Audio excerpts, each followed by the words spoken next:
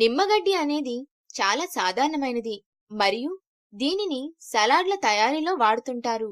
నిజానికి ఇదొక రకమైన ఔషధం. సాధారణంగా ఇండియా మరియు శ్రీలంకలో పెరుగుతుంది. ఇది వింతైన పరిమళాన్ని కలిగి ఉండి రుచికి నిమ్మ పండులా ఉండటం వలన దీనికి ఈ పేరు పెట్టడం జరుగుతుంది. ఈ మొక్కల్ని మరియు వీటి సారాన్ని ఆహార తయారీలో వాడటం వలన వారికి భిన్నమైన రుచిని ఆపాదిస్తుంది.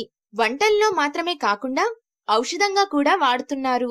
వీటి పోషకాల విలువలు: 1 కప్పు నిమ్మగడ్డి నుండి 99 క్యాలరీలు మరియు కొవ్వు పదార్థాలు అందించబడతాయి. కార్బోహైడ్రేట్లు 25 గ్రాములు, ప్రోటీన్ 25 గ్రాములు, పొటాషియం 723 గ్రాములు, ఫాస్ఫరస్ 101 గ్రాములు, ఫోలేట్ 75 గ్రాములు, కాల్షియం 65 గ్రాములు, మెగ్నీషియం 60 గ్రాములు. నిమ్మగడ్డి గర్భవతుల్లో దుష్ప్రభావాలను చూపుతుంది. గర్భవతులు, పిల్లలకు పాలిచ్చే తల్లులు దీని వాడకం వలన పాలు తాగే పిల్లల్లో దుష్ప్రభావాలు కలగవచ్చు. కావున స్త్రీలు నిమ్మగడ్డికి దూరంగా ఉండాలని నిపుణులు సూచిస్తున్నారు. అలర్జీలు: నిమ్మగడ్డి వల్ల అలర్జీలు కలుగుతాయి. వీటి వలన కలిగే దుష్ప్రభావాలు వ్యక్తి నుండి మరొక వ్యక్తికి మారవచ్చు.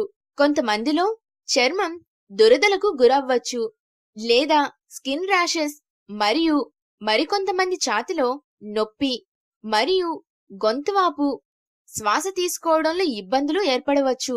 అందువల్ల నిమ్మగడ్డికి దూరంగా ఉండండి.